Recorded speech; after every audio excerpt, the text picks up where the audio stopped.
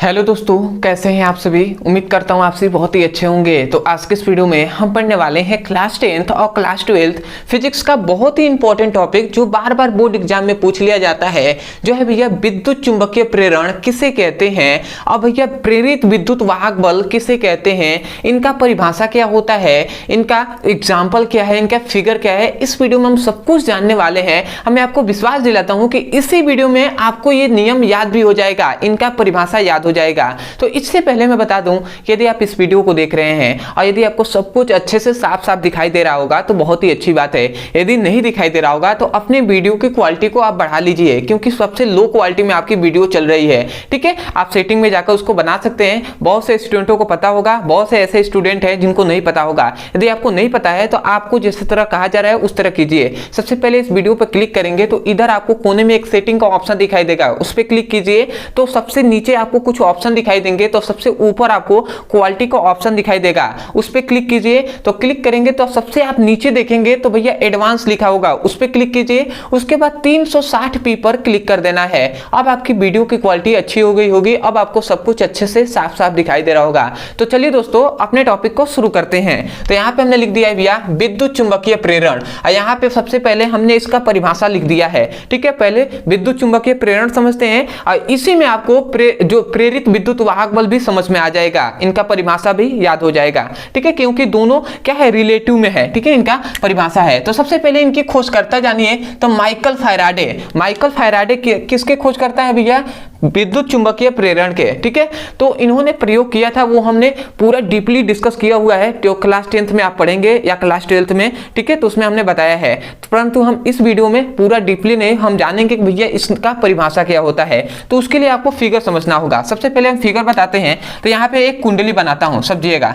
जो Michael Faraday हैं वो सबसे पहले क्या लिए, एक कुंडली लिए। तो मैं एक कुंडली ले रहा हूं, ठीक है, समझिएगा। और इस कुंडली में हमने धारा मापी लगा दिया, जिसे हम गैल्वेनोमीटर भी कहते हैं या धारा मापी कहते हैं। ठीक है, तो इसको हमने सबसे पहले हमने इसमें धारा मापी लगा दिया है। अब ये क्या है भैया, कुंडली है। तो मैं यहाँ पे लिख दे रहा हूं कुंडली। ठीक है, नाम को आपको लिखकर चलना है। ठीक है, इसी से आपको डेफिनेशन भी याद होगा। और यहाँ पे इस कुंडली के पास हम एक चुंबक लाते हैं। ठीक है, जिसका N ध्रुव है और ये S ध्रुव है। ये क्या है भैया, तो ये है चुंबक। ठीक है, अब ध्यान दीजिएगा, ये कुंडली है और ये चुंबक है। तो जब हम कुंडली यहाँ पे स्थिर रहेगा और जब हम इस कुंडली मतलब जब कुंडली और चुंबक को, यहाँ पे कुंडली है और इस चुंबक को हम इसके पास लाते हैं, तो जैसे ही इस चुंबक को हम इसके पास लाएंगे तो क्या होगा भैया, इसमें धारा उत्पन्न हो जाता है। इसमें क्या हो जाता है, विद्युत धारा उत्पन्न हो जाता है। ठीक है, इसी घटना को हम क्या कहते हैं, विद्युत चुंबकीय प्रेरण कहते हैं। ठीक है, परंतु डेफिनेशन इसको हम अलग कहेंगे, पूरा डेप्थ में हम कहेंगे। सबसे पहली बात कि जो माइकल फैराडे हैं उन्होंने भैया एक कुंडली लिया और कुंडली को स्थिर रखा और चुंबक को तेजी से लेकर गए, तो देखा कि इसमें क्या हो रहा है, ये जो धारा मापी लगा हुआ है, ठीक है, ये इसमें विक्षेप हो रहा है। जैसे ही हम तेज लेकर जा रहे हैं तो ये इनका विक्षेप इधर हो रहा है, और जैसे ही इसको चुंबक को हम इधर क्या कर रहे हैं, बैक साइड ले जा रहे हैं, तो इसका विक्षेप इधर हो रहा है। ठीक है, इन्होंने देखा। उसके बाद क्या किया कि कुंडली को, अब चुंबक को स्थिर रख दिया, एक ही जगह रख दिया, और इस कुंडली को तेजी से पास लेकर गए, तो देखे कि भैया जैसे ही पास तेजी से लेकर जा रहे हैं तो इधर विक्षेप हो रहा है, और जैसे ही कुंडली को इससे दूर ले जा रहे हैं तेजी से, तो इधर विक्षेप हो रहा है। इससे इन्होंने बहुत सारे निष्कर्ष निकाले। इन्होंने क्या कहा, इन्होंने कहा कि जब कुंडली और चुंबक के बीच आपेक्षीय गति होता है, ध्यान दीजिएगा, ये कौन सी गति हम कह रहे हैं, आपेक्षीय। ठीक है, हमने क्या कहा, जब कुंडली और चुंबक के बीच आपेक्षीय गति होता है तो क्या होता है, चुंबकीय फ्लक्सों की संख्या में परिवर्तन होता है। चुंबकीय फ्लक्सों की संख्या में क्या होता है, परिवर्तन होता है। अब ये चुंबकीय फ्लक्स क्या होता है, ये तो हमने पढ़ाया ही है। तो ये चुंबकीय फ्लक्सों की संख्या में परिवर्तन होता है, मतलब जैसे ही हम इसके पास ले जाते हैं कुंडली के पास चुंबक को तेजी से, तो फ्लक्सों की संख्या बढ़ता है, और जैसे ही हम दूर हटाते हैं तो फ्लक्सों की संख्या कम हो जाता है। इसका मतलब फ्लक्सों की संख्या में परिवर्तन होता है। तो हम क्या लिखेंगे, फ्लक्सों की संख्या में परिवर्तन होता है। ठीक है, फ्लक्सों की संख्या में परिवर्तन होता है। और जब भैया फ्लक्सों की संख्या में परिवर्तन होगा ना, तो इस कुंडली में क्या होगा, विद्युत वाहक बल उत्पन्न होता है। इस कुंडली में भैया विद्युत वाहक बल उत्पन्न होता है और इसी विद्युत वाहक बल को हम प्रेरित विद्युत वाहक बल कहते हैं।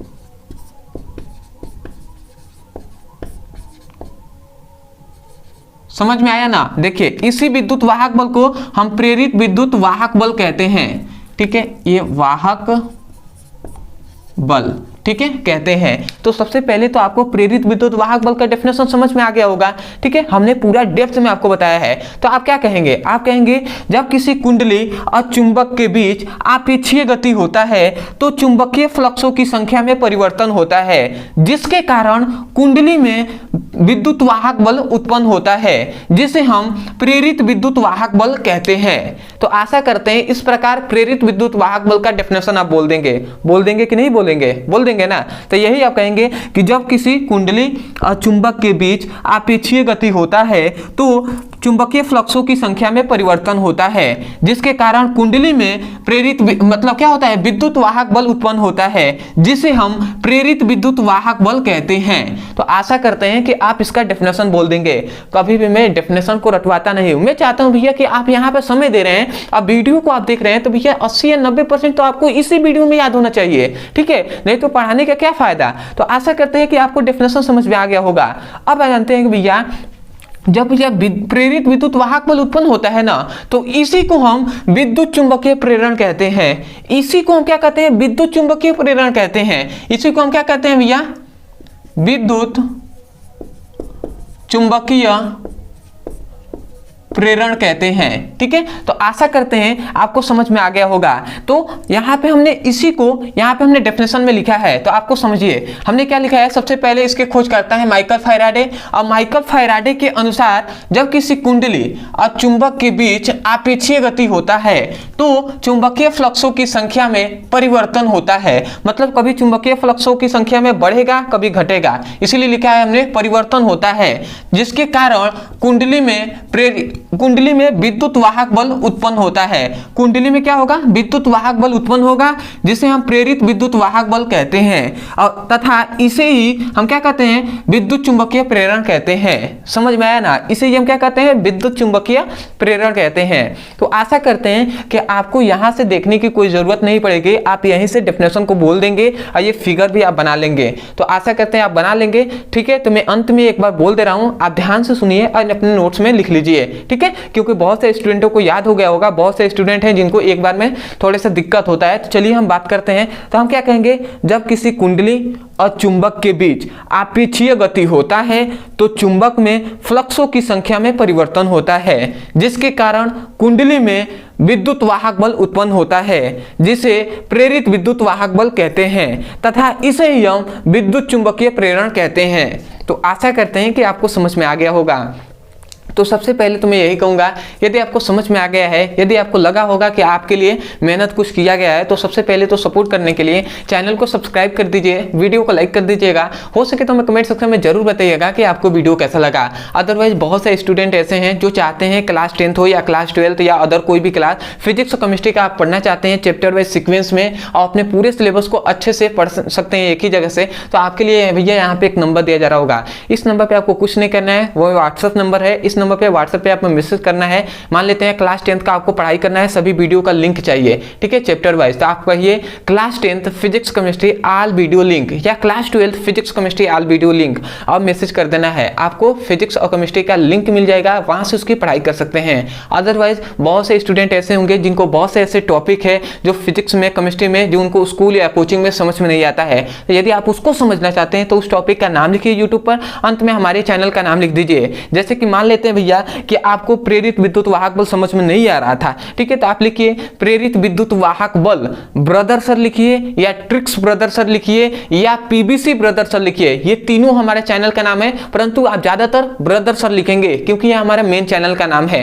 जैसे मान लेते हैं कि आपको फ्लेमिंग का बाएं हाथ का नियम समझ में नहीं आ रहा है, तो आप लिखिए फ्लेमिंग के बाएं हाथ का नियम ब्रदर सर, आपको वीडियो मिल जाएगा, वहां से उसकी पढ़ाई कर सकते हैं। तो आशा करते हैं आप समझ गए होंगे। तो चलिए दोस्तों, आज के लिए इतना ही, मिलते हैं एक नए टॉपिक के साथ, तब तक के लिए धन्यवाद। जय हिंद, जय भारत।